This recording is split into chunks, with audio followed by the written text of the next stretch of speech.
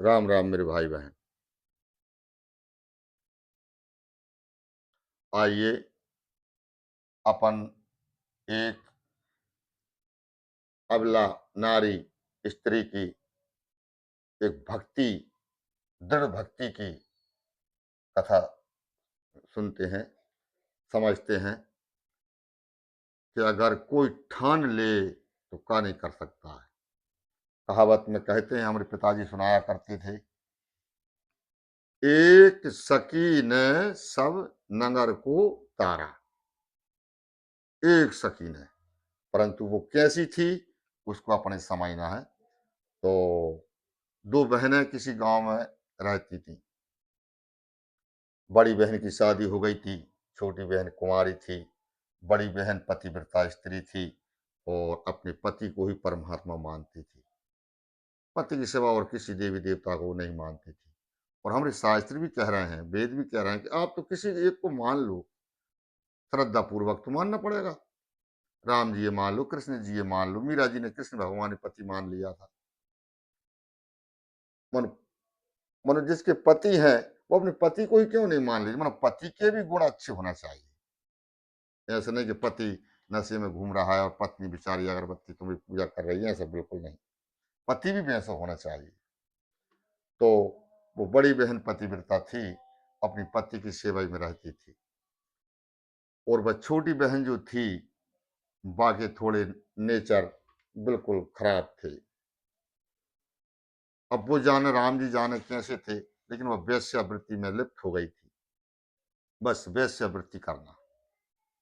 दो चार लोग आया करते थे, उसके घर जाया करते थे, आते थे जाते थे। बड़ी बहन गांव के इस तरफ रहती थी, वो उस तरफ रहती थी। अब कुछ दिन बीत गए। बड़ी बहन पतिव्रता थी, इसलिए उसके द्वारे पे दरवाजे पे रोज एक संत भिक्षा ग्रहण करने आया करते थे, भिक्षावृत्ति करने आया करते थे। तो वह जब संत भिक्षा लेने आते थे तो बिल्कुल तुरंत सब काम छोड़ कर और संत को भिक्षा दे देती थी वह, ताकि संत इंतजार ना करना पड़े। एक दिन वह थोड़ी लेट हो गई। जब वह लेट भई तो संत जी ने पूछ के, बेटा मैं तेरे पास बरसों से भिक्षा लेने आ रहा हूँ और तू तुरंत ही मेरी आवाज सुन के भिक्षा लेके आ जाती थी, परंतु आज ऐसे कौन से काम में तू लगी हुई थी जिससे मुझे जहाँ इंतजार करना पड़ा। तो वो स्त्री कह रही है, हे बाबा जी, हे महाराज, मेरी बहन रहती है गांव के उस छुड्डे पे, उस छोड़ पर।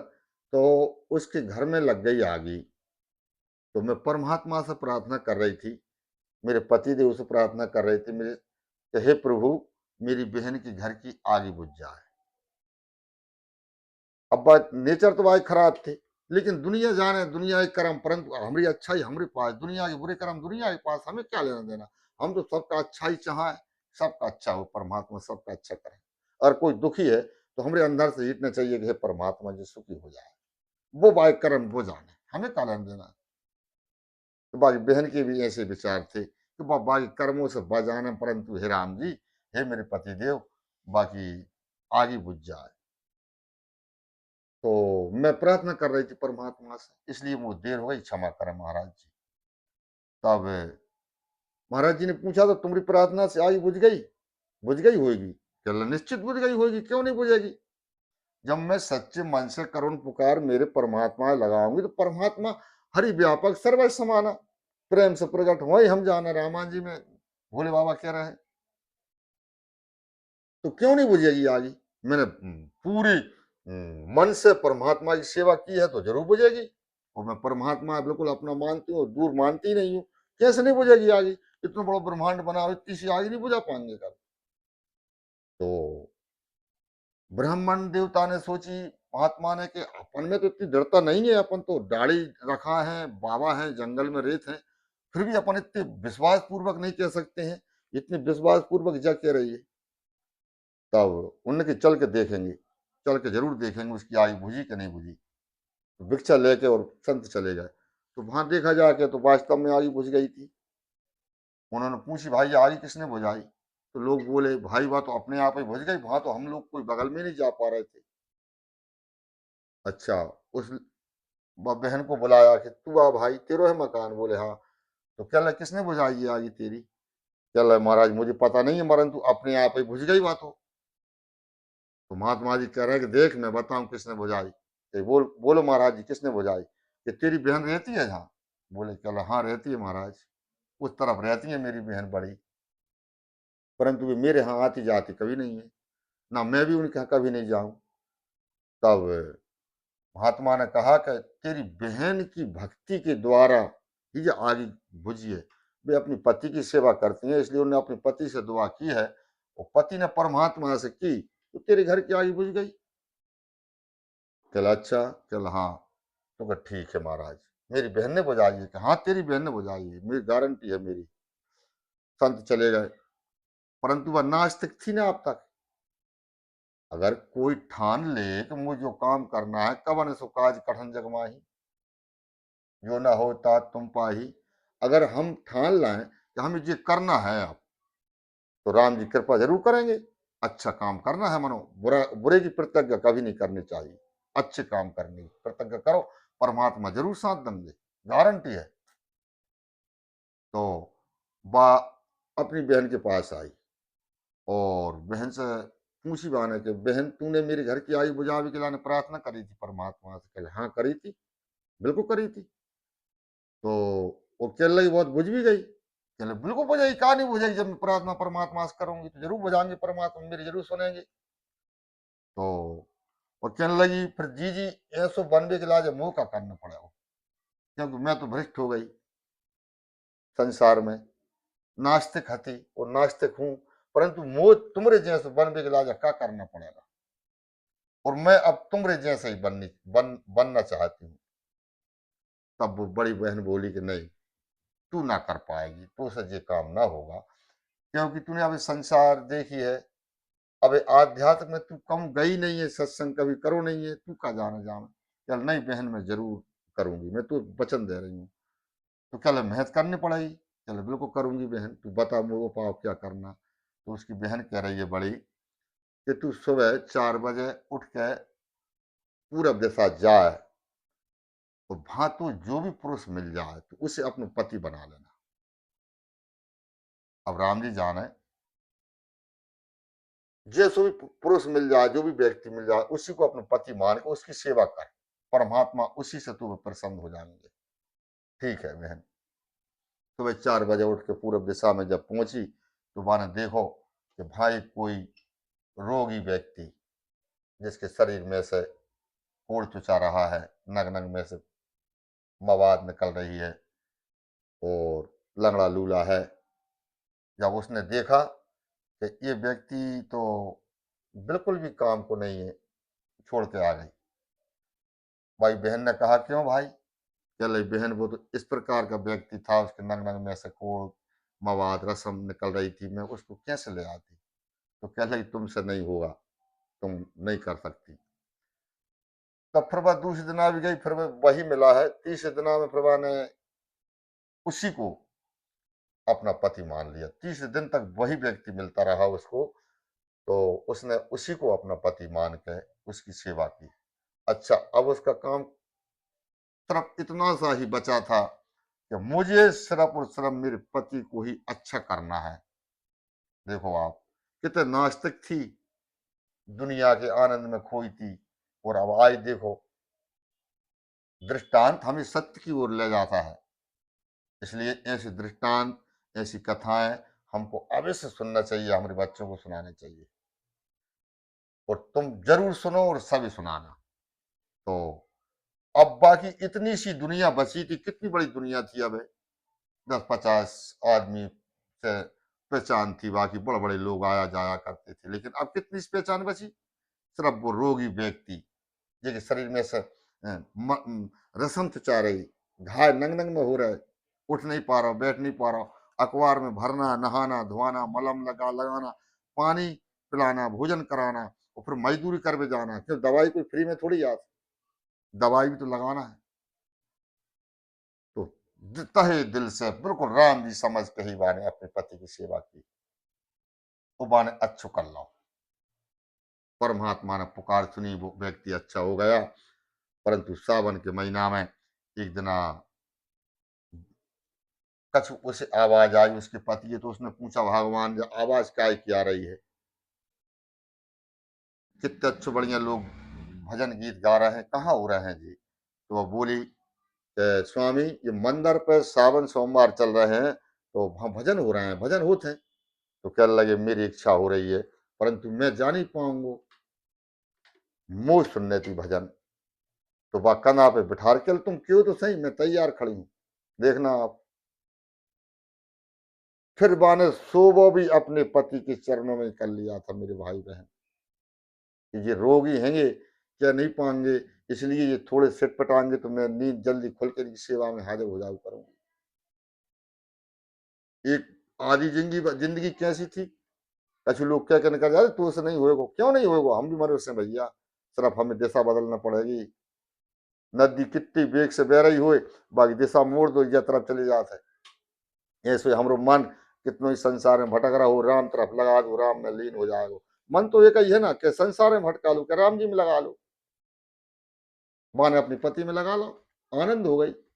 बात दुनिया सब संसार छोड़ दी एक सेकंड में। तो कंधा पे बिठा रो अपनी पति और ले गई। मंदिर में जाके जहाँ गम्मत हो रही थी, भजन हो रहे थे, वहां पे बिठा दो। वो बैठ गई बिल्कुल सामने जाके ऐसी कि मेरे पति वो दिखत रहे, ताकि जिन्हें कोई जरूरत लगेगी तो मैं इनकी सेवा सहायता करूंगी। तो पति तो गम्मत में मस्त हो गया भजन में, परंतु बा एक टकटकी अपनी पति तरफ देख रही कि नहीं कहीं बाथरूम लग जाए, तो मैं कम से कम इन्हें उठा के पकड़ के तो करा लूंगी, इनकी निस्तार तो करवा दूंगी सब। तब बारिश भई बड़ी भारी। ऐसी संत लोग बताते हैं कि जब बरसात भई तो ऐसी जगह बैठी थी कि पूरे मंदिर को जो नार पाइप थो पानी को, वो बई के मूड पे गिर रहा था। और अगर वह इतना होते तो वो पति नहीं देखे, जा तरफ होते तो पति नहीं देखे। अब पति नहीं देखे तो फिर तो गड़बड़ वाली बात है, इसलिए वह इत उत नहीं भई, और वह वहीं बैठी रही बेचारी। पानी अपनी मूड पे गिरत रहा वो नाले को, पूरे मंदिर के को। वो तो भगवान ने, भगवान की, अब भगवान की अगर कोई इतनी दृढ़ता पूर्वक भक्ति करे तो भगवान तो इतने मोम हैंगे, इतने मोम हैंगे भाई बहन, इतने मोम हैंगे कि हद ही है। बिन से ज्यादा मोम और कौन है संसार में। कितने बड़े बड़े पापी क्षण में तार दे, क्षण भर में, एक पलक नहीं झपकोरो ने बैकुंठ बता दो, ले चलो। इतने हमारे परमात्मा दयालु है। तो परमात्मा से देखो नहीं गाओ, परमात्मा ने कहा है नारद जी जाओ, उसको लेकर आओ, तुरंत जाओ, अब मेरा मन धीर नहीं धर रहा। तो नारद जी गए, वो कहा कि हे देवी तू चल बैकुंठ में, क्षीर सागर में रहना, परमात्मा तुम्हें वहीं बुला रहे हैं।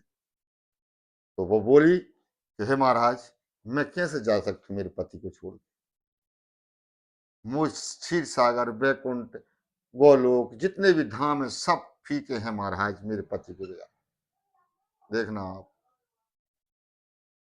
जहाँ मेरे पति है भाई मेरे स्वर्ग है, भाई मेरे क्षीर सागर है, भाई बैकुंठ है, सब कुछ भाई है। और जहाँ पति नहीं है वहां वो कुछ नहीं है, मैं नहीं जा सकती। मेरे पति अगर कह दें तो संग चले तो चलो, वो कोई दिक्कत नहीं। गाय उनने कहा महाराज बात तो पति की कह रही है, पति लेके आओ, तो कह जाओ उसके पति को भी लेके आओ।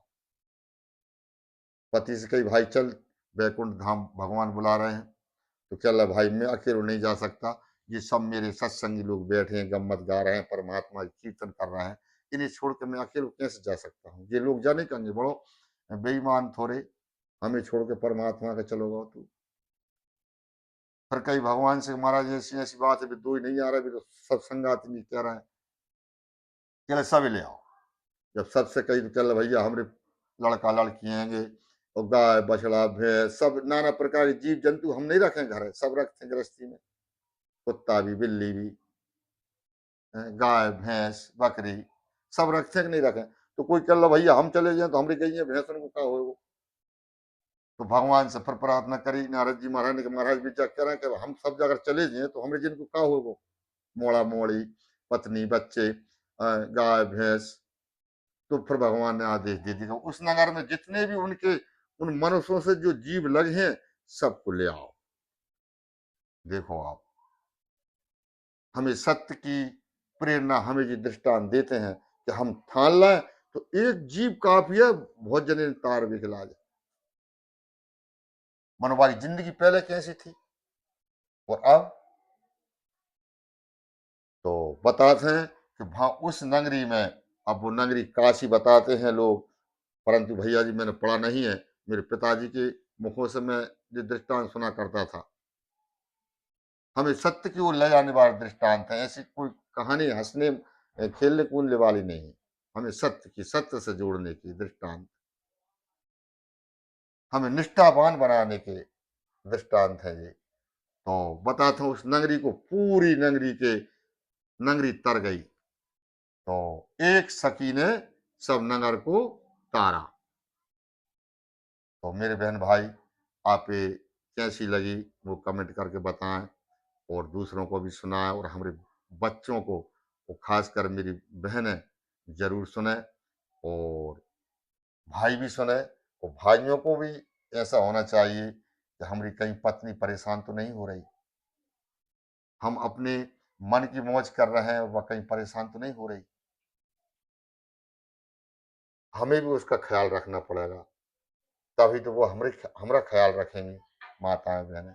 तो मेरे बहन भाई, घर राम जी को भजन करें, माता पिता की सेवा करें और दीन दीन दुखियों की सेवा करें। फिर किसी दृष्टांत के साथ मिलेंगे। सबको राम राम।